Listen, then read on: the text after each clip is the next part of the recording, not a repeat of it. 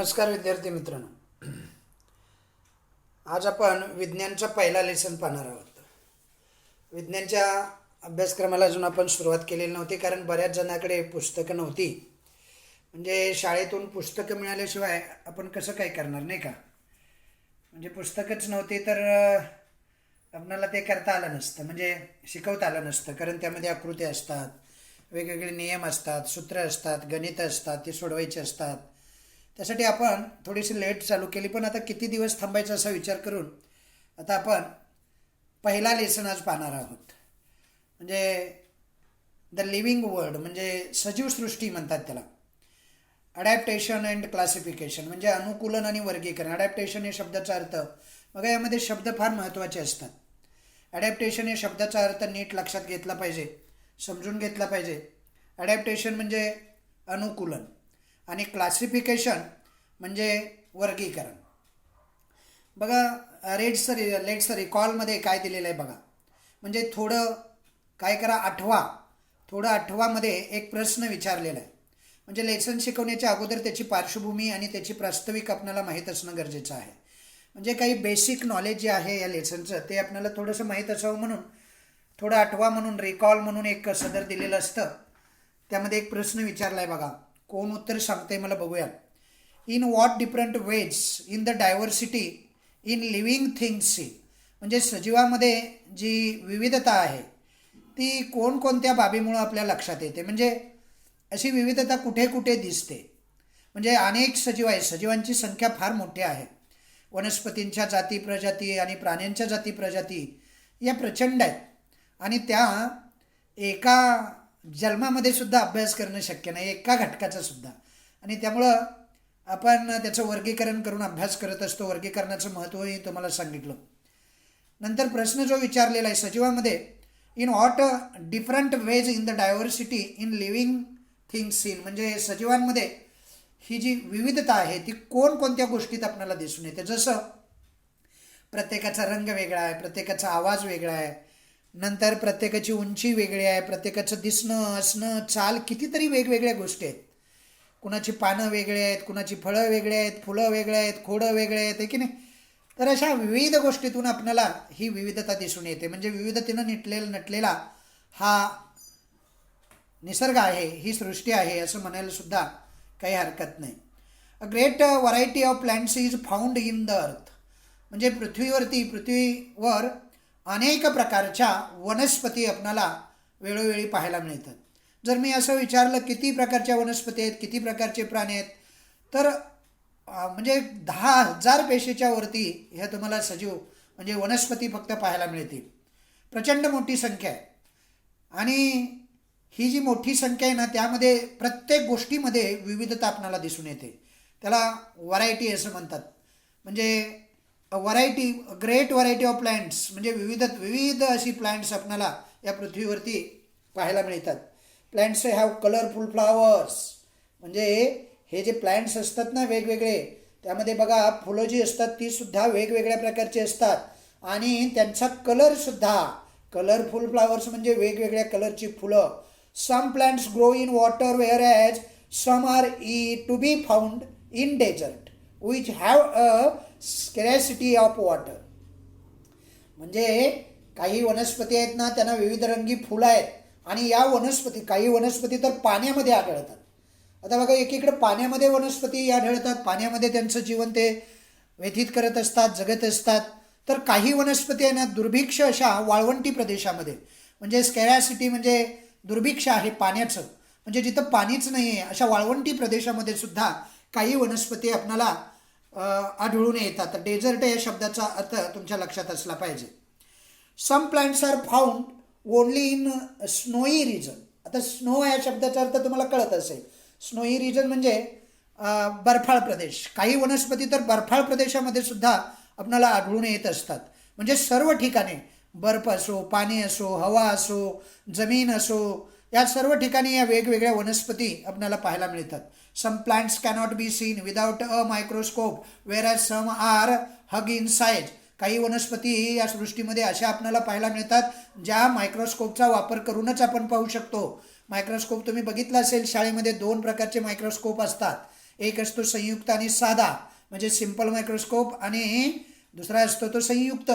असे दोन प्रकारचे मायक्रोस्कोप असतात. कंपाऊंड मायक्रोस्कोप म्हणतात संयुक्तला.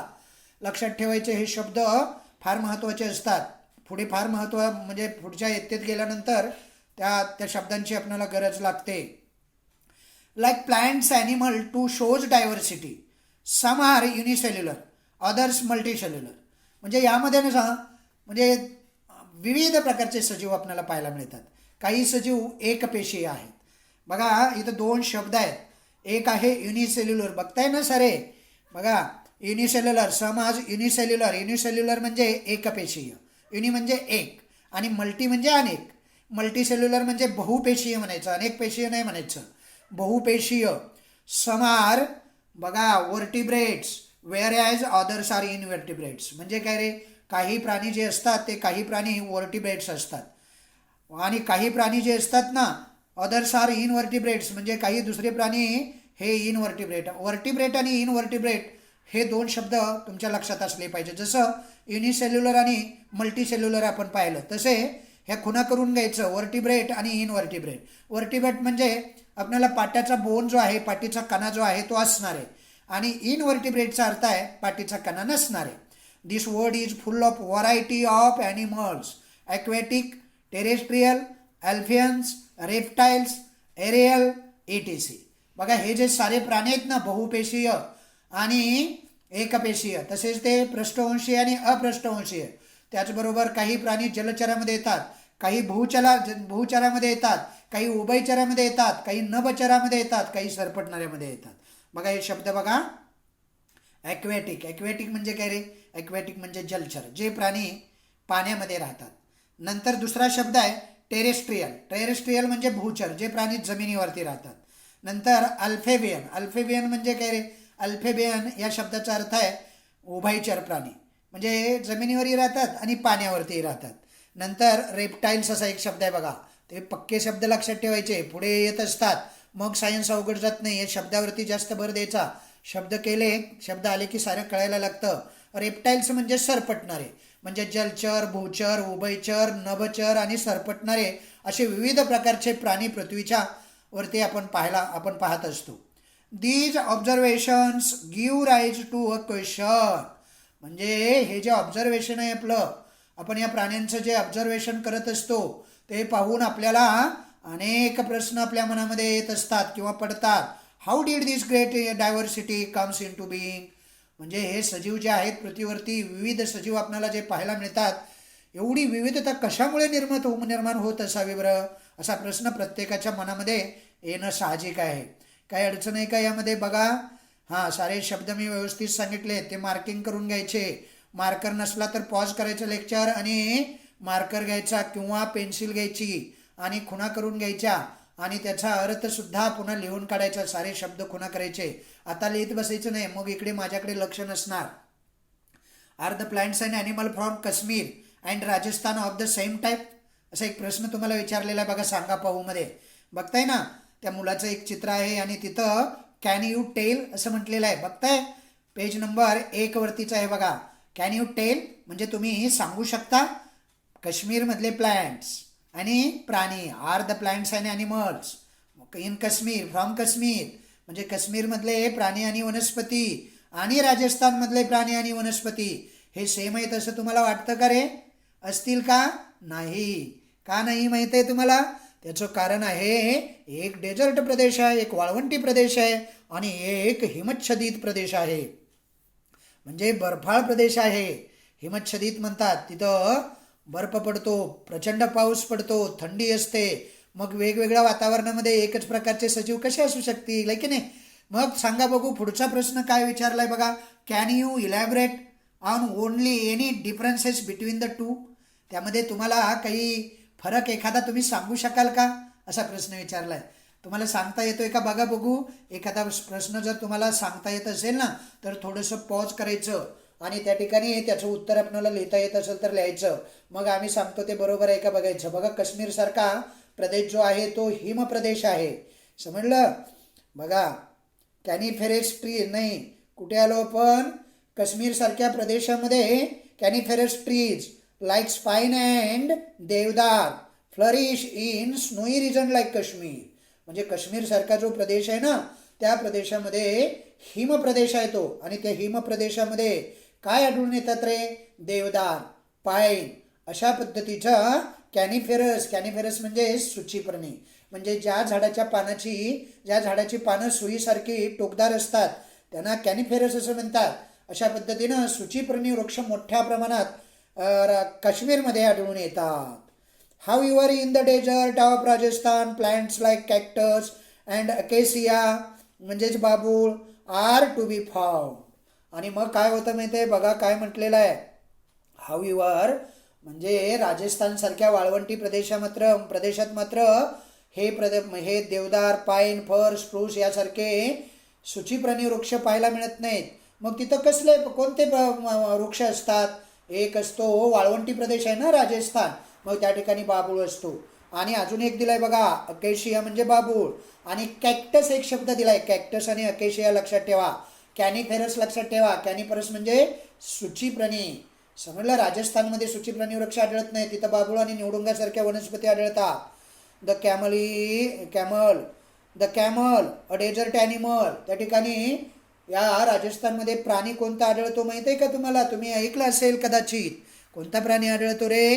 कॅमल. कॅमल म्हणजे काय सांगा बघू? कॅमल म्हणजे उंटासारखे प्राणी त्या प्रदेशामध्ये आढळतात. अ डेझर्ट ॲनिमल, त्याला डेझर्ट ॲनिमल असं म्हणतात. Is not found in Kashmir. मग या वनस्पती, बाबूळसारख्या आणि निवडुंगासारख्या वनस्पती आणि उंटासारखा प्राणी तुम्हाला हिमाच्छादित प्रदेशामध्ये म्हणजे काश्मीरमध्ये पाहायला मिळेल का रे? नाही, तो तिकडे पाहायला मिळणार नाही. कारण त्या ठिकाणचं वातावरण तसं नाही, बर्फाच्छादित नाही आहे. राजस्थानमधलं वेगळं आहे आणि काश्मीरमधलं वेगळं आहे. समजतंय तुम्हाला? उंट हा प्राणी तिकडे आढळतो, हा उंट काश्मीरमध्ये आढळणार नाही. Is not found in Kashmir म्हणजे तो काश्मीरमध्ये आढळून येत नाही. What is the reason of the differences? हा जो फरक आपणाला जाणवतो किंवा दिसतो त्याचं कारण काय असेल बरं? सांगा बघू. तुम्हाला येईल का सांगता? याचं कारण काहीतरी असेल ना. म्हणजे काश्मीरमधला एखादा वृक्ष इकडे वाळवंटी प्रदेशात नाही आहे आणि वाळवंटी प्रदेशातला एखादा वृक्ष किंवा एखादा ॲनिमल हा काश्मीरमध्ये नाही आहे. काय कारण असेल रे? What is the reason for these differences? म्हणजे हा डिफरन्स जो आपल्याला जाणवतो वेगळेपण, काय कारण असेल? त्याचं कारण आहे ॲडॅप्टेशन. अनुकूलन म्हणतात त्याला मराठीमध्ये. काय म्हणायचं? अनुकूलन. इकडे काही 1.1 मध्ये बघा काय दिलेलं आहे रे? 1.1 डेझर्ट म्हणजे वाळवंट दिलेला आहे. आणि त्या वाळवंटामध्ये निवडुंग, कॅक्टस, नंतर अकेशिया नाही दिलेले, साप दिलेला आहे, विंचू दिलेला आहे की नाही. आणि एक घायपाची त्याला आपल्या भाषेमध्ये केकताड असं म्हणतात. समजलं? मग बघा ग्रॅज्युअल चेंजेस. आता ग्रॅज्युअल शब्द तुम्हाला कळतोय का? बघा, ग्रॅज्युअल म्हणजे स्टेप बाय स्टेप. ग्रॅज्युअल म्हणजे काय रे?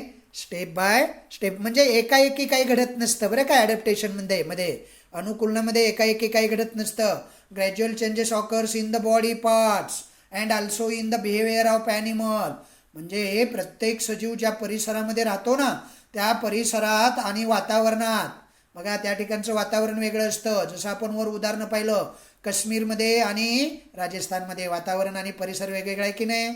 असं ज्या परिसरामध्ये आणि ज्या वातावरणामध्ये सजीव राहतो मग काय होतं माहिती आहे? त्या ठिकाणी बघा काय म्हटलेलं आहे? Gradual changes occur in the body part and also in the behaviour of organs which helps them to adjust to their surroundings. म्हणजे काय माहिती आहे तुम्हाला? प्रत्येक सजीव ज्या परिसरात आणि ज्या वातावरणात राहत असतो त्याच्याशी तो जुळवून घेण्यासाठी त्याच्या शरीराच्या अवयवामध्ये आणि त्याच्या लाईफस्टाईलमध्ये म्हणजे जगण्याच्या पद्धतीमध्ये कालानुरूप हा शब्द फार महत्त्वाचा आहे बघा. कालानुरूप म्हणजे काय माहिती आहे तुम्हाला? म्हणजे काय माहिती आहे? यालाच म्हणतात ग्रॅज्युअल.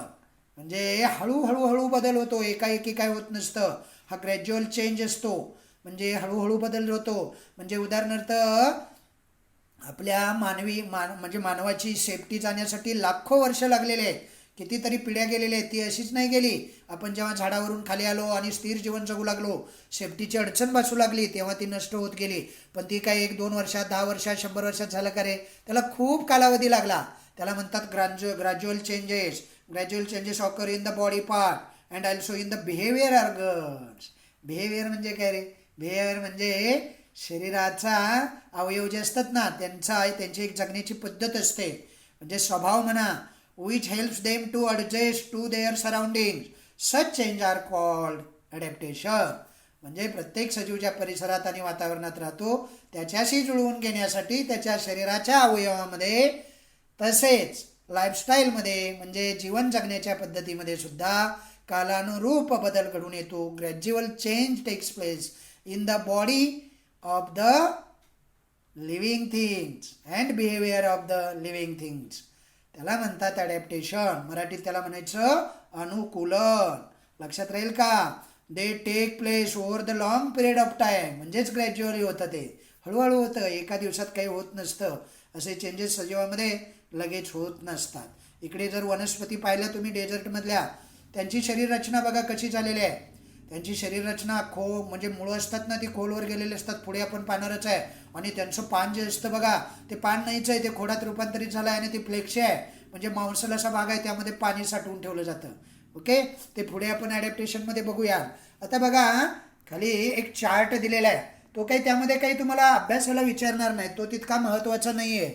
तुम्ही त्यावर फुली मारली तरी चालेल. पण जर तुम्हाला अभ्यासाची आवड असेल, तुम्हाला ज्ञान मिळवायचं असेल आणि पुढे जायचं असेल तर काय करायचं, ते नीट पाहायचं आणि तो भरून घ्यायचा तुम्ही स्वतः. मी तुम्हाला आता सांगतोयच. बघा काय म्हटलेलं आहे, observe and complete the chart. म्हणजे निरीक्षण करा आणि तक्ता पूर्ण करा. Include other plants from your own region too. तुमच्या परिसरामध्ये काही वनस्पतीची उदाहरणं घ्या आणि हा तक्ता पूर्ण करा. एक तुम्हाला करून दिलेला आहे बघा. म्हणजे किती कॉलम आहेत रे? 1 2 3 4 5. पहिल्या कॉलममध्ये प्लांट्स आहेत म्हणजे वनस्पती. दुसऱ्या कॉलममध्ये हॅबिटॅट आहे. हॅबिटॅट म्हणजे निवासस्थान, राहण्याचं ठिकाण, म्हणजे ठिकाण म्हणा.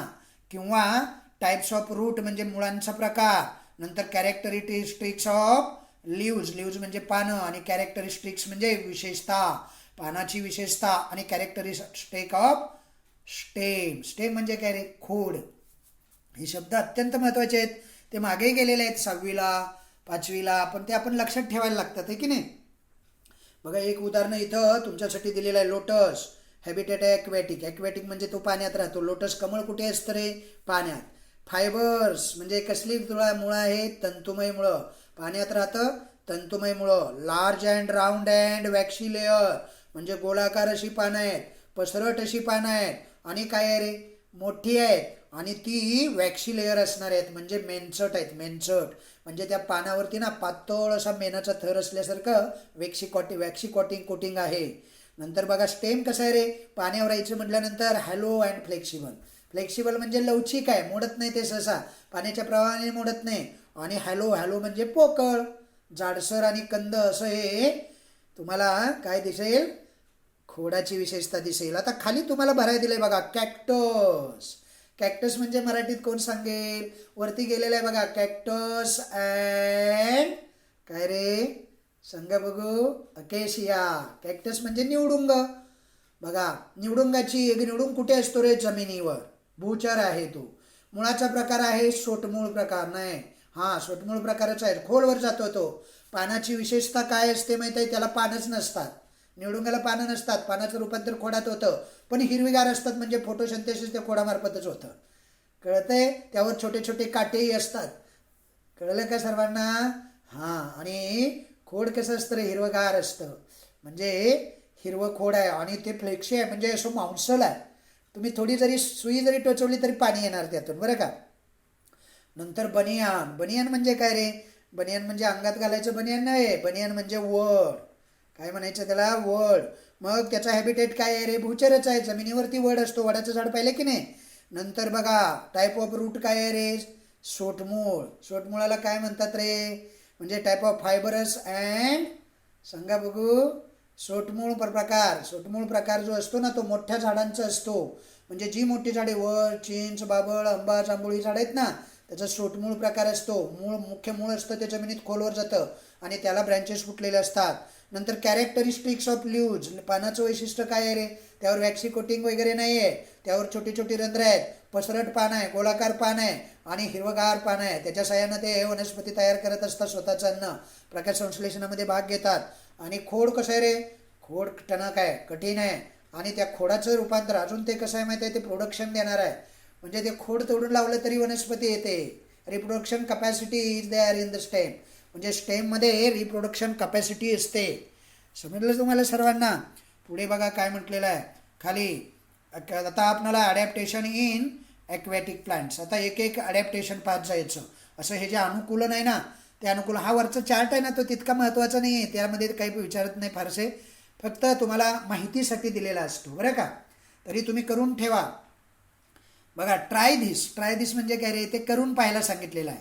Visit various water bodies such as river, brook, pound, lake in the surrounding. म्हणजे तुमच्या अवतीभोवती असणारे बघा. रिव्हर म्हणजे काय सांगा बघू? नदी. नंतर ब्रूक म्हणजे काय रे? नदी. ब्रूक म्हणजे नदीपेक्षा छोटे काय असतात? ओढे. नंतर बघा ब्रूक झाल्यानंतर पाऊंड म्हणजे तलाव. आणि लेक म्हणजे सरोवर. इन द सराउंडिंग तुमच्या अवतीभोवती असणारी नदी, ओढे, तलाव, सरोवर यांना भेट द्या. What differences do you observe between terrestrial and aquatic plant. आणि तुम्ही मग त्यामध्ये काय फरक आहे, ते काय फरक जाणवतो तुम्हाला तो शोधून काढा. कशामध्ये? म्हणजे जमिनीवर वाढणाऱ्या आणि पाण्यावर वाढणाऱ्या वनस्पतीमध्ये काय फरक आहे तो तुम्ही काय करायचं आहे? शोधून काढायचं आहे. समजलं? आता अशा पद्धतीनं आपण एक एक करून अडॅप्टेशन पाहणार आहोत. पहिलं अडॅप्टेशन आहे अडॅप्टेशन इन ॲक्वॅटिक प्लांट्स. म्हणजे पाण्यात येणाऱ्या जलीय वनस्पतींचं अनुकूलन. पाण्यात येतात वनस्पती, त्या कशा असतात? जलीय वनस्पती. 1.2 आकृती पाहिली का तुम्ही? 1.2 ही जी आकृती आहे ना, त्या आकृतीमध्ये बघा अनेक वनस्पती पाण्याच्या पृष्ठभागावर तरंगणाऱ्या. आणि खालच्या बाजूला म्हणजे राईट साईडला एक वनस्पती अशी दिलेली आहे ज्या वनस्पतीची मुळं पाण्याच्या तळाशी जमिनीमध्ये त्याचं रूट आहे. दिसते तुम्हाला? तर अशा पद्धतीनं ही जी पानं जी असतात ना, ती पानं आपणाला पाहायला मिळत असतात. समजतंय तुम्हाला सर्वांना? नक्की समजते का? बघा some of the aquatic plants are firmly rooted in the soil at the bottom of the water bodies. Water bodies म्हणजे काय कळालं तुम्हाला? म्हणजे आता आपण पाहिलं ना, नदी, ओढे, तळी, तलाव, सरोवर, या समुद्र, हे सारे वॉटर बॉडीज आहेत. आणि मग या ज्या वॉटर बॉडी आहेत ना, त्या वॉटर बॉडीमध्ये काय होतं बघा, हे ॲक्वॅटिक प्लांट्स असतात ना, त्यातले काही ॲक्वॅटिक प्लांट या आकृती 1-2 मध्ये बघितलं तुम्ही तर राईट साईडला प्लवंग नावाची जी वनस्पती आहे ती समुद्राच्या तळाशी आहे. त्याच्या पानावरून ते कळतं आपणाला प्लवंग आहे ती. आणि त्या बॉडीज कुठे असतात बघा? Rooted in the soil at the bottom. Rooted म्हणजे त्यांची मुळं त्या अगदी तळाशी असतात पाण्यामध्ये, जमिनीमध्ये. समजते का तुम्हाला? बॉटम म्हणजे समुद्राचा किंवा पाण्याच्या स्रोतांचा तळ. Water bodies their stem are submerged while leaves and flowers float on the surface. म्हणजे काय माहिती आहे तुम्हाला? या वनस्पतीची बघा काही वनस्पती एकदम खाली असतात जलाशयामध्ये तळाला. त्या वनस्पतीची मुळं आणि काय झालेलं असतं रे, ते घट्ट त्या पाण्यामध्ये जमिनीत रोवलेली असतात. त्यांची खोडं पाण्यात बुडालेली असतात बघा. मर्ज असा एक शब्द आला की नाही? सबमर्ज म्हणजे बुडणे. ती पाण्यातच असतात, सबमर्ज झालेले असतात. while leaves and flowers float on the surface. त्याचबरोबर त्याची पानं आणि फुलं कुठे असतात? त्या वनस्पतीची पानं आणि फुलं ही सरफेसवरती असतात. समजलं? हाऊएव्हर म्हणजे असं असलं तरी काही वनस्पती some plants are entirely afloat. काही वनस्पती तर मुळासहित, मुळं त्यांची जमिनीत टेकलेलीच नसतात, ते पाण्यावरतीच तरंगत राहतात. अफ्लोट म्हणजे तरंगत राहणे. सम प्लांट्स आर एंटायरली म्हणजे संपूर्ण त्यांचं शरीर. फ्लोट होणं म्हणजे तरंगत राहणं. देअर रूट्स आर नॉट काय रे अँकोर्ड इन द सॉइल. म्हणजे काही वनस्पती मुळासहित पाण्यावर तरंगतात, मुळं सुद्धा त्याची जमिनीपर्यंत गेलेली नसतात. लक्षात येते का? पुढे बघा the surface of leaves and stem of the many aquatic plants are covered with a waxy layer. आणि त्या वनस्पतींची म्हणजे ज्या वनस्पती पाण्यामध्ये वास्तव्य करतात त्या वनस्पतीची जी पानं असतात ना, पाण्याच्या तळाशी पाहिलं की आपल्याला काय दिसून येतं माहिती आहे? काय दिसून येतं रे? त्या पानाच्या वरती एक वॅक्सी कोटिंग असतं. समजलं तुम्हाला? कमळ नावाची वनस्पती तुम्ही पाहिलंय का? इकडे त्याचंच उदाहरण दिलंय बघा. Leaves of the some aquatic plants are thin and slender like a ribbon म्हणजे काय माहित आहे? खोडं जी असतात ती खोडं देठ मऊ असतात, पोकळ आणि लवचिक असतात, समजलं. आणि बऱ्याचशा जलीय वनस्पती जे असतात ना, बघा काय म्हटलंय पुढे, the surface of leaves and stems of the many aquatic plants are covered with a waxy layer. Waxy layer म्हणजे त्याच्या पानावरती पातळ असा थर असतो मेणाचा, त्याला वॅक्सी लेअर असं म्हणतात. म्हणजे मेणासारखा पातळ थर असतो. का थर असतो रे? कारण या वनस्पतीची पानं सदैव पाण्यात असतात. जर तो थर नसतील तर त्या पानाच्या रंध्रामधून पाणी आत जाणार आणि पान कुजणार, मग त्या वनस्पतीला अन्न तयार करण्याची संधी मिळणार नाही. म्हणून समजते, विथ अ वॅक्सी लेअर, त्यांचा पृष्ठभाग वॅक्सी लेअरनं युक्त असतो. Leaves of some aquatic plants are thin and cylinder like a ribbon. बऱ्याचशा जलीय वनस्पती आहेत ना, त्यांची पानं leaves of the aquatic plants are thin. खोडं आणि अवयव कसे असतात रे? सांगा बघू. पाण्याच्या तळाशी गेलेले नसतात. कमळ ही जलपर्णी आहे, माहीत आहे. अशा वनस्पतीचे देठ मऊ मऊ असतात आणि स्टेम जे असतं ना ते पोकळ असतं आणि लवचिक असतं, फ्लेक्झिबल म्हणतात त्याला. आणि हॅलो म्हणजे पोकळ. Leaves of some aquatic plants are thin and slender like a ribbon. This shape helps them to withstand fast current of water. Air spaces in stem and period of aquatic plants are useful for floating in the water. काही वनस्पतीची पानं ही कशी असतात? अरुंद. Leaves of some aquatic plants are thin. ती कशी असतात रे? अरुंद असतात, रिबिनीसारखे असतात. आणि थिन म्हणजे पातळ असतात. This shape helps them. त्या शेपमुळे काय होतं रे? त्यामुळे त्या वनस्पती पाण्याचा वेगवान प्रवाह जरी आला तरी मोडत नाहीत, कारण ती खोडं लवचिक असतात, पोकळ असतात, पाण्यावर तरंगतात ती. दिस शेप हेल्प्स देम टू विस्टर्नड. म्हणजे त्या वनस्पती पाण्याचा वेगवान प्रवाह आला तरी सहज वाचू शकतात किंवा सहन करू शकतात. Air spaces in stem and petioles. बघा, खोड आणि पानाचं देठ. पहिलं जे ॲक्वॅटिक आहे, ॲक्वॅटिक म्हणजे ॲडॅप्टेशन इन ॲक्वॅटिक प्लांट. आता बघा, त्याचं स्टेम जे आहे ना ते हॅलो स्टेम आहे. तुम्ही जर आकृतीमध्ये पाहिलं, आकृती 1.3 लोटस स्टॉक दिलेला आहे बघा. तर त्यामध्ये हॅलो बघा एक काप दिलेला आहे आणि तो काप जो आहे तो काप 4 असे पोकळ असे होल दिसते ते की नाही. म्हणजे त्याचं खोड कसं असतं रे? हॅलो असतं. हॅलो म्हणजे हे पोकळ. आणि पानावरती ना बघा कसं ॲडॅप्टेशन झालेलं आहे. पानावरती वॅक्सी कोटिंग असतं, बारीक अशी लेयर असते. आणि ते पान जे आहे ते पाण्यामध्ये सतत पाण्यामध्ये असूनसुद्धा ते कुजत नाही, कारण त्याच्यावरची पोर जी असतात ती वॅक्सी कोटिंगनं बंद झालेली असतात. स्टेम असतं सिलेंडर. सिलेंडर म्हणजे लांब असतं आणि हॅलो असतं. बघा, तुम्ही त्या पाण्यावरचं कमळाचा देठ जर पाहिला तर तो लांबच लांब देठ आणि वरती फ्लावर तुम्हाला दिसेल. आणि पानसुद्धा दिलेलं आहे बघा, लिव्ज दिलेला आहे आणि त्याच्यावरती वॅक्सी कोटिंग दाखवलेलं आहे. अशा पद्धतीनं हे ॲडॅप्टेशन म्हणजे अनुकूलन, पाण्यामध्ये राहण्यासाठी या वनस्पतींचं अनुकूलन झालेलं आपल्याला पाहायला मिळतं. यूज युअर ब्रेन पॉवर असं एक खाली दिलेलं आहे बघा. जरा डोके चालवा. बघितलं तुम्ही 3 प्रश्न दिलेले आहेत. Why does water trickle off lotus leaves. म्हणजे अळू आणि कमळाच्या पानाच्या पृष्ठभागावर पाणी का ओघळून जाते रे? कारण त्यावरती वॅक्सी कोटिंग असतं. काय असतं? Waxy coating. दुसरा प्रश्न काय विचारला आहे बघा. Why don't the leaves of these plants rot in water. म्हणजे या वनस्पतीची पाने पाण्यामुळे सडून का जात नाहीत? रॉट हा शब्द लक्षात ठेवा. ROT रॉट म्हणजे सडून जाणे. का जात नाहीत रे सडून? कारण त्यांच्यावरती पानं जे आहे त्या पानावरती रंध्र जे असतात ती वॅक्सी कोटिंगनं बंद झालेले असतात, त्यामुळं पाणी त्याच्यावरती थांबत नाही. तिसरा प्रश्न काय विचारला आहे बघा. Why are these root short and fibrous. म्हणजे या वनस्पतीची मुळं आकारानं लहान असतात आणि तंतुमय का असतात रे? कारण जर जाड मुळं आणि मोठी मुळं असतील तर त्याचं वेट वाढून ती पाण्यावर तरंगू शकणार नाही. ती पाण्यावर तरंगते म्हणून आकारानं लहान असतात ती आणि तंतुमुळं असतात. समजते? आता पुढे बघा, आपल्याला ॲडॅप्टेशन इन डेझर्ट प्लांट पाहायचं आहे. ॲडॅप्टेशन इन डेझर्ट प्लांट म्हणजे वाळवंटी प्रदेश. डेझर्ट म्हणजे काय रे? वाळवंट. वाळवंटी प्रदेशातील वनस्पतीमधील अनुकूलन आपल्याला पाहायचं आहे. ॲडॅप्टेशन इन डेझर्ट प्लांट बघा. Take 2 potted plants, one a cactus and the other a leafy plants. बघा काय सांगितलंय रे, एक निवडुंगाची आणि एक भरपूर पानं असणारी वनस्पती, अशा 2 कुंड्या घ्यायच्या आणि त्या कुंड्यामध्ये 2 वनस्पती घ्यायच्या आहेत. एक वनस्पती आहे कॅक्टस, कॅक्टस म्हणजे निवडुंग, आणि दुसरी आहे भरपूर पानं असणारी कोणतीही वनस्पती.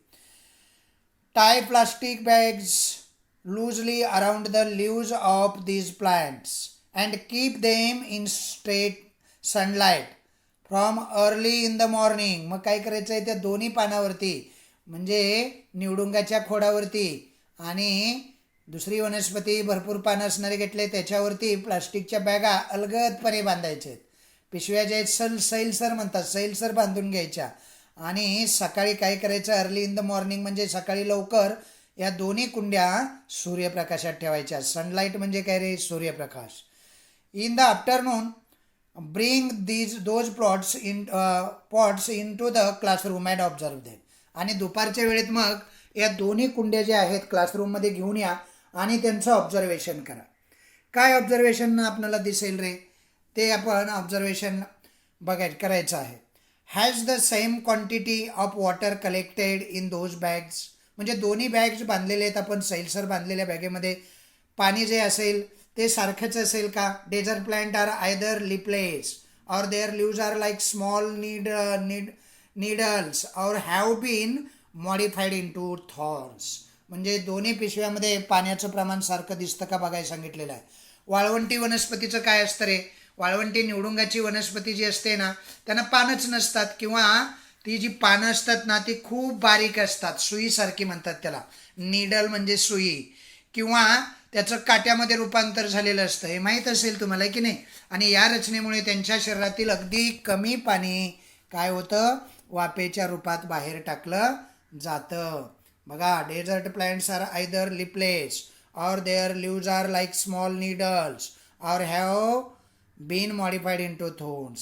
म्हणजे काय रे, डेझर्ट प्लांटला ते लिपलेस असतात, त्यांना एकतर पानं नसतात आणि असली तर छोटी असतात नीडल लाईक, आणि त्याच्यावरती मॉडिफाईड म्हणजे ती पानं जी असतात ना त्याचं काट्यात रूपांतर झालेलं असतं. As a result they lose very little water bye evaporation. आणि त्याचा परिणाम असा होतो की बाष्पीभवनातून पाणी फार कमी सोडलं जातं. The stem stores water and food and is there for fleshy. हे जे खोड असतं ना, हे खोड पाणी आणि अन्न साठवून ठेवतं, त्यामुळं ते कसं बनलेलं असतं रे, फ्लेसी. फ्लेसी म्हणजे काय रे, मांसल बनलेलं असतं. तुम्ही बघितलंय निवडून चित्रामध्ये, या आकृतीमध्ये 1.4 मध्ये कॅक्टस दाखवलेलं आहे बघा. त्याला पानच नाही आहे, ते खोड आहे की नाही, आणि त्या पानाचं रूपांतर अगदी काट्यामध्ये झालेलं दिसतं की नाही. आणि ते मांसल असा भाग दिसतो त्या खोडाचा, कारण ते खोड आहे ना पाणी आणि अन्न साठवून ठेवतं, त्यामुळं ते मांसल बनलेलं असतं. आता पुढे बघा, the stem stores water and food and is there for fleshy. The stem are green as they perform photosynthesis. हे जे स्टेम आहे ना 1.4 मध्ये दाखवलेली आकृतीत कॅक्टस नावाची वनस्पती आहे, त्याचं जे स्टेम आहे ना तेच हिरवं असतं, कारण त्यामध्येच हरितलवकं असतात. आणि म्हणून ते फोटोसिंथेसिस म्हणजे काय रे, फोटोसिंथेसिस म्हणजे सांगा बघू, प्रकाश संश्लेषण. प्रकाश संश्लेषणामध्ये ते खोडच भाग घेतं. लिव्ज नसतात तिथं, अब्सेन्स ऑफ लिव्ज असतात, म्हणजे लिव्ज नसतात त्यामुळं खोडच फोटोसिंथेसिस करून आपलं अन्न तयार करतं. Their roots penetrate deep into the soil in search of water. ही जी वनस्पती आहे ना कॅक्टस, तिची मुळं जी असतात ना ती जमिनीमध्ये खोलपर्यंत गेलेली असतात. इन सर्च ऑफ वॉटर म्हणजे पाण्याच्या शोधात, त्यांना पाण्याची गरज असते, कारण डेझर्ट लँडमध्ये पाणी कमी असतं आणि खाली असतं, त्यामुळं ही खोलवरती गेलेली असतात बरं का. There is thick layer of waxy substance on the stem of this plants too. आणि यांचं जे स्टेम असतं ना कॅक्टस वनस्पतीचं, ते स्टेम त्यावरती वॅक्सी कोटिंग असतं, वॅक्सी सबस्टन्स असतो स्टेमवरती, त्यामुळे त्याचं इव्हॅपरेशन जास्त होत नाही. पुढे बघा, हे झालं ॲडॅप्टेशन इन डेझर्ट प्लांट. म्हणजे ह्या डेझर्टमध्ये राहणाऱ्या वनस्पती आहेत, म्हणजे बर्फ याच्यामध्ये काय म्हणतो आपण त्याला, वाळवंटी प्रदेशामध्ये राहणाऱ्या या वनस्पती अशा पद्धतीनं काय झालेले असतात, अनुकूलित झालेले असतात.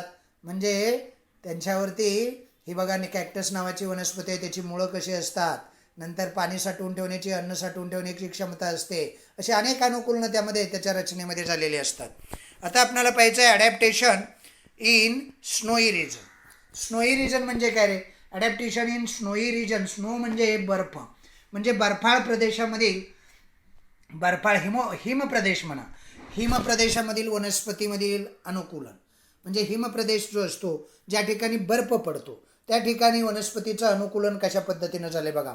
In what way are sloping branches useful to plants in a snowy region. तुम्हाला माहिती आहे, हिमप्रदेशातल्या ज्या वनस्पती असतात ना, त्या वनस्पतींच्या फांद्या ज्या असतात त्या उतरत्या असतात. स्लोपी असा एक शब्द दिला आहे बघा. स्लोपिंग म्हणजे काय रे? उतरत्या. म्हणजे ह्या ब्रँचेस असतात ना, sloping branches useful to plant, म्हणजे हिमप्रदेशातील वनस्पतीच्या उतरत्या फांद्याचा त्यांना काय उपयोग होतो, असा तो प्रश्न आहे. बघा या ठिकाणी 1.5 ही जी आकृती आहे त्यामध्ये एक वनस्पती दाखवलेली आहे. Plants of snowy region mainly includes conifers. Conifers म्हणजे काय रे? देवदार, म्हणजे सूचिपर्णी वृक्ष म्हणायचं त्यांना. हिमप्रदेशामधील वनस्पतीमध्ये प्रामुख्याने देवदार, पाईन अशा सूचिपर्णी वृक्षाचा समावेश होत असतो. Plants of snowy region mainly includes conifers like deodar and pine. देवदार आणि पाईन हे सूचिपर्णी वृक्ष आहेत. फर असतं, स्प्रूस असतं, अशोक असतं, देवदार असतं, पाईन असतं. इथे तुम्हाला दिलेले नाहीत बरं का, म्हणजे दोनच वनस्पतीची नावं दिलेली आहेत, देवदार आणि पाईन. हे सूचिपर्णी वृक्ष आहेत. These trees are conical in shapes due to their sloping branches.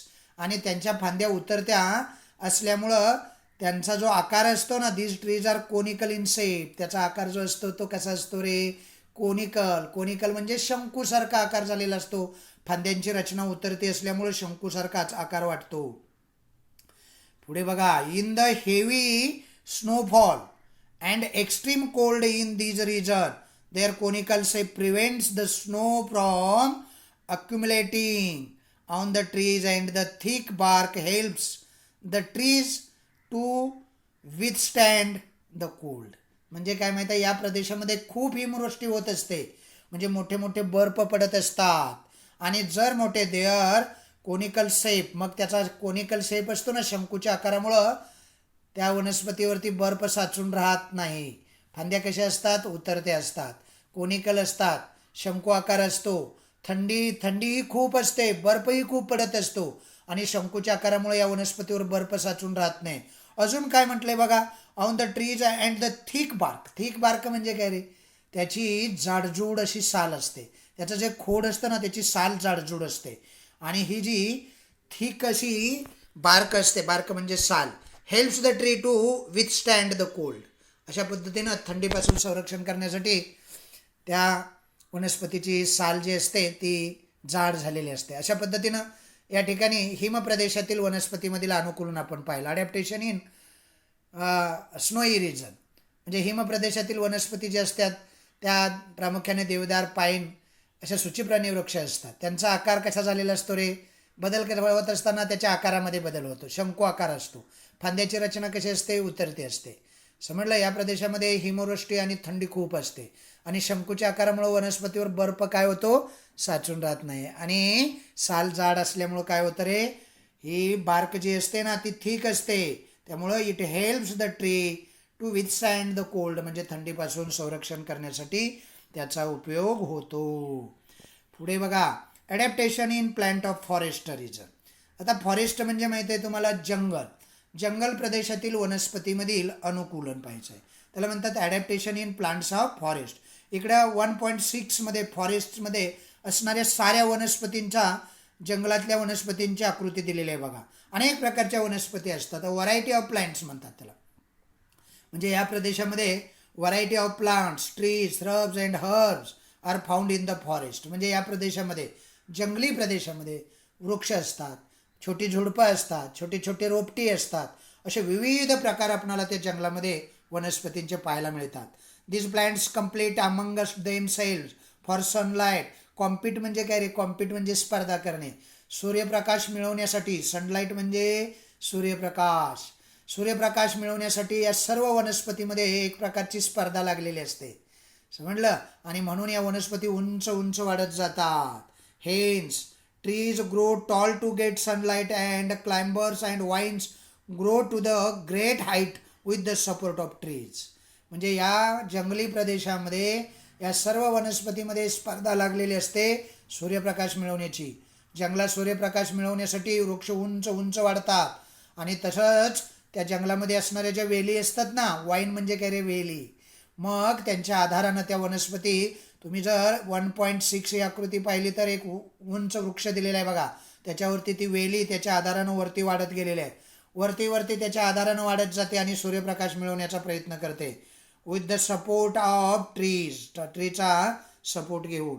Spring like tendrils on the stem of some climbers is the example of adaptation. आणि अनुकूलनाचं सर्वात उत्तम उदाहरण म्हणजे काय माहिती आहे, काही वेलीच्या खोडावरती असणारा तणाव म्हणजेच खोडाचे अनुकूलन. समजलं, असे वेटोळे वेटोळे वेटोळे घालत जातात, बघितलं तुम्ही, त्यांच्या अंगावरती असे वेटोळे वेटोळे घालत जातात आणि त्या वनस्पतीच्या फांद्यामधून वनस्पतीच्या खोडावरतीच ते खोलवर जातात आणि त्यांच्यापासून मिळणाऱ्या अन्नावरतीच ते आपलं जीवन जगत असतात. अशा पद्धतीनं 1.6 forest adaptation in the forest region 1.6 हे आकृतीमध्ये दिलेलं आहे बघा. मग काय काय अनुकूलन झाली रे, अ व्हरायटी ऑफ प्लांट ट्रीज म्हणजे त्या ठिकाणी श्रब्स आढळतात, हर्ब्स आढळतात, वृक्ष आढळतात आणि प्लांट्स जे असतात ती सूर्यप्रकाशासाठी स्पर्धा करत असतात, उंच उंच वाढत जातात, वेली त्यांच्या आधारानं उंच वाढत जातात आणि काही वेलींच्या खोडावरती तणाव निर्माण होतात म्हणजेच खोडाचे अनुकूलन होते. आता पुढचं बघा, ॲडॅप्टेशन इन ग्रासलँड प्लांट्स. आता ग्रासलँड म्हणजे काय रे, गवताळ प्रदेश. ग्रासलँड म्हणजे गवताळ प्रदेश बघा. Diverse type of bushes and grasses are found in the grassland. म्हणजे गवताळ प्रदेशामध्ये मोठ्या प्रमाणात खुरटी, झुडपं आणि गवतांचे विविध प्रकार. समजतंय तुम्हाला, grasses are found in the grassland. Grassland म्हणजे काय रे, कुरण किंवा गवताळ प्रदेश.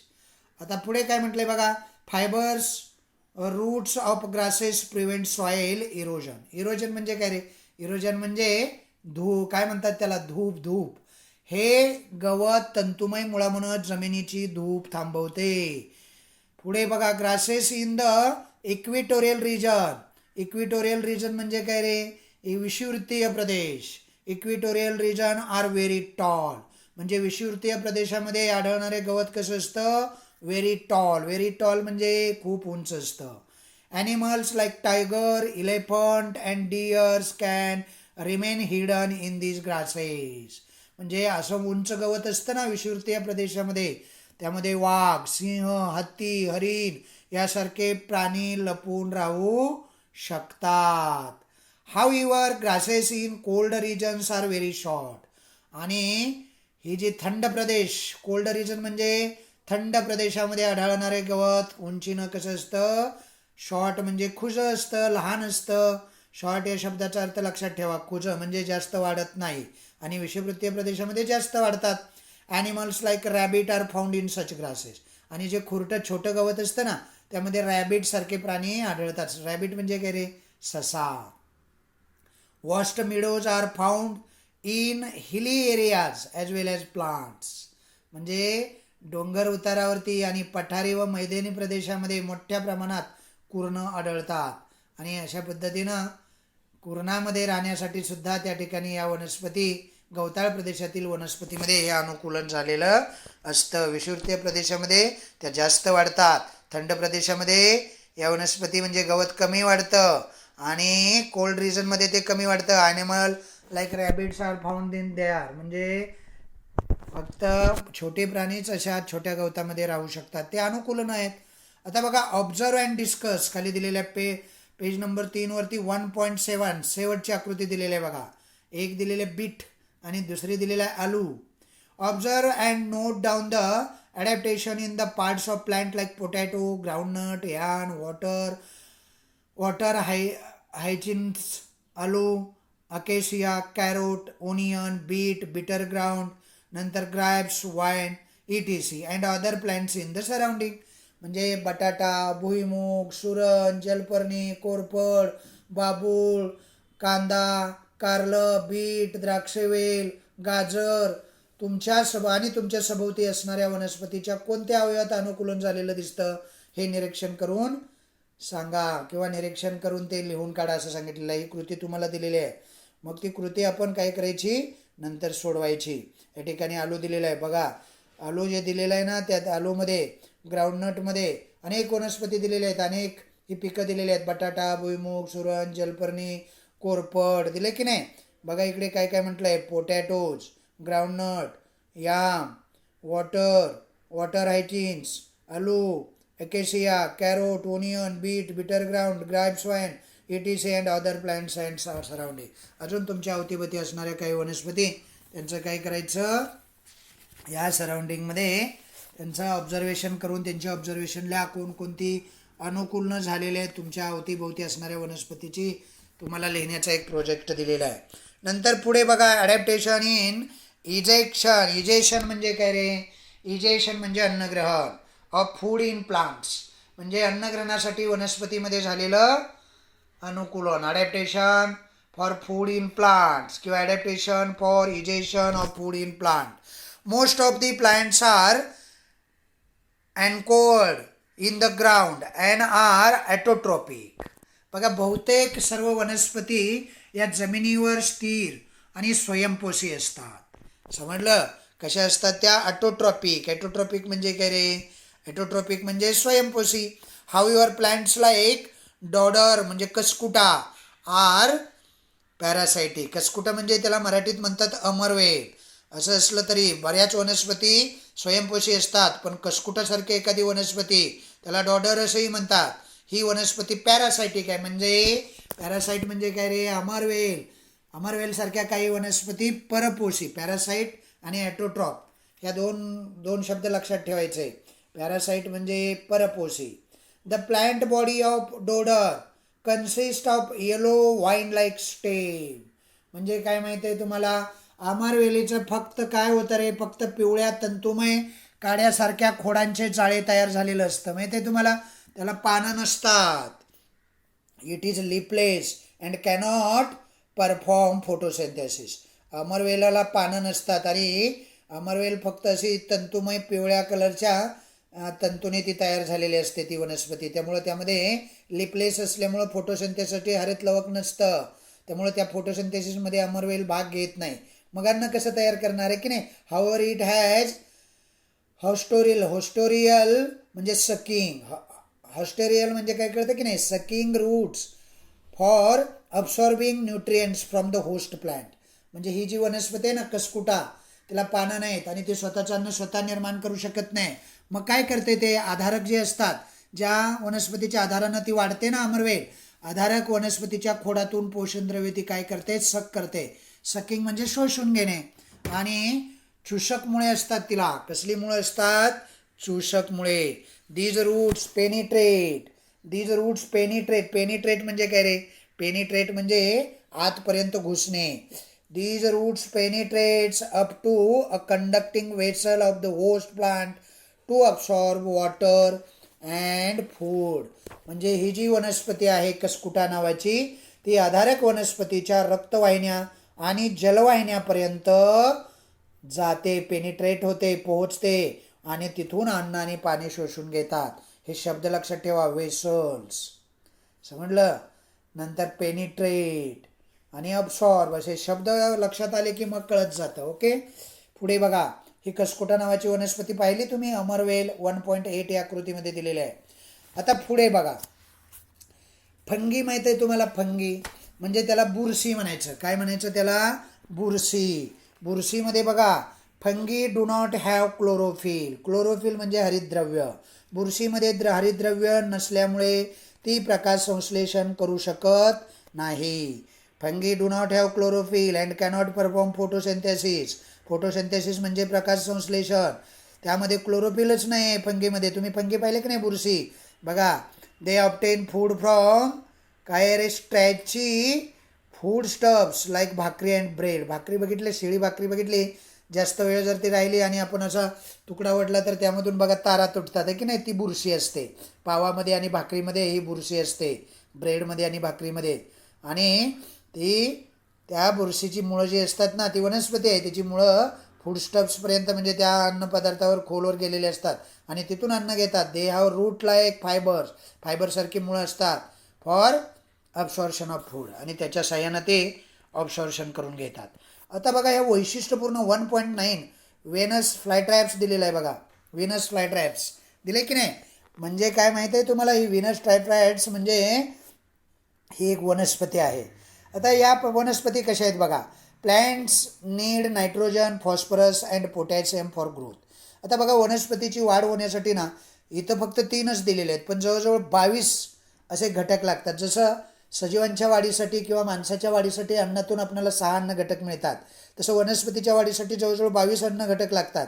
Plants need nitrogen, phosphorus and potassium. त्यातले महत्त्वाचे काय आहेत? नायट्रोजन, फॉस्फरस आणि potassium. Plants that grow in soil which is different in nitrogen. बघा, हा जो प्लॅन्ट असतात ना, ज्या जमिनीत नायट्रोजनची कमतरता असते अशा ठिकाणी वाढणाऱ्या काही वनस्पती. उदाहरणार्थ काय काय काय सांगितलं आहे बघा. Like Drosera. ड्रॉसेरा म्हणजे काय रे? घटपर्णी. नंतर व्हीनस फ्लायट्रॅप आणि ड्रॉसेरा. घटपर्णी, ड्रॉसेरा. बघा, 3 वनस्पती दिलेल्या आहेत. कोणकोणते 3 वनस्पती आहेत? Which is deficient in nitrogen like drosera, त्याला सनड्यूज म्हणतात. नंतर व्हीनस फ्लायट्रॅप आणि पिचर्स प्लॅन्ट्स म्हणजे घटपर्णी. काय करतात रे? ETC fulfil their need to nitrogen by consuming insects. त्यांची नायट्रोजनची जी गरज आहे, त्यांना वाढीसाठी नायट्रोजन लागतो त्या वनस्पतींना. ती नायट्रोजनची गरज मग कशी होत आहे? हे वनस्पती वाढतात कुठे? नायट्रोजन कमी असणाऱ्या जमिनीमध्ये. आणि मग त्यांचं ॲडॉप्टेशन झालेलं आहे. त्यांची जी पानं आहेत किंवा ते ना कीटक खातात. समजलं? कीटक खाण्यासाठी काय झालेलं आहे, त्या कीटकांच्याद्वारे ते नायट्रोजनची आपली भूक किंवा गरज भागवतात. Fulfil their need for nitrogen by consuming insect. Adaptations are seen in these plants which serve to attract insect and hold them captive. अशा पद्धतीनं यांना बघा, अशा वनस्पतीमध्ये, ज्या वनस्पती म्हणजे ड्रॉसेरा किंवा फ्लायट्रॅप, घटपर्णी, अशा वनस्पतीची नायट्रोजनची जी गरज आहे ती गरज कुठून भागवली जाते रे? कीटकांचे भक्षण करून. आणि अशा वनस्पतीमध्ये कीटकांना आकर्षित करण्यासाठी आणि ते पकडून ठेवण्यासाठी पानं आणि फुलामध्ये काय झालेलं आहे? अनुकूलन झालेलं आहे. आता बघा, my friend insect, internet, my friend the internet म्हणजे collect information about plant adaptation from website. बघा, खाली तुम्हाला एक प्रोजेक्ट दिलेला आहे, म्हणजे इंटरनेटच्या सायन. इंटरनेट माझा मित्र म्हटलेला आहे आणि तुम्हाला एक वेबसाईट दिलेलं आहे की नाही? www.mapnet.net असं या संकेतस्थळावरून वनस्पतीमधील अनुकूलनाची माहिती मिळवा म्हटलेलं आहे. म्हणजे तुम्हाला माहिती मिळवायला सांगितलेला हा प्रोजेक्ट आहे. अशा पद्धतीनं या ठिकाणी हा जो ॲडॅप्टेशन इन प्लांट्स या ठिकाणी संपलेला आहे. आता आपण वनस्पतीमधील अनुकूलन पाहिलं. किती प्रकार पाहिले बघा. Adaptation in aquatic plant, adaptation in desert plant, adaptation in snowy region plants, adaptation in forest plant, adaptation in grassland plant आणि adaptation for food in plant किंवा त्याला adaptation for ingestion of food in plants असंही म्हणतात. अशा पद्धतीनं जवळजवळ वनस्पतीच्या अनुकूलनाचे आपण 6 प्रकार पाहिले. समजलं? ते नीट समजून घ्यायचे. एकदा दोनदा लेक्चर पाहायचं. या ठिकाणी आपण आजचं लेक्चर संपवूया, कारण एकाच दिवसात इतकं घेतल्यानंतर सारं डोक्यावरून जाईल की नाही आणि कंटाळा येतो. पुढच्या लेक्चरला आपण ॲडॅप्टेशन इन ॲनिमल हा भाग पाहणार आहोत. म्हणजे जसं वनस्पतीमधील अनुकूलन झालेले आहेत तसं त्या वातावरणामध्ये त्या प्रदेशामध्ये राहण्यासाठी प्राणीसुद्धा बदललेले असतात, त्यांच्यामध्ये सुद्धा असे चेंजेस झालेले असतात. आता हे जे चेंजेस आहेत ते आपण पुढच्या लेक्चरला पाहूया. आजच्यासाठी इथंच आपण थांबूया. आता the living words adaptation and क्लासिफिकेशनमधला ॲडॅप्टेशन इन प्लांट हा जो भाग आहे त्यामध्ये 6 ॲडॅप्टेशन आपण पाहिलेले आहेत. पहिलं ॲडॅप्टेशन होतं ॲडॅप्टेशन इन ॲक्वॅटिक प्लांट, दुसरं ॲडॅप्टेशन होतं ॲडॅप्टेशन इन डेझर्ट प्लांट, तिसरं होतं adaptation in plants of snowy region, नंतर होतं adaptation in plants of forest region, adaptation in grassland region आणि adaptation in ingestion of food in plants. अशा पद्धतीनं अनेक प्रकारची आपण काय पाहिले? ॲडॅप्टेशन पाहिली. पुढच्या लेक्चरला पण ॲडॅप्टेशन इन ॲनिमल पाहूया. धन्यवाद.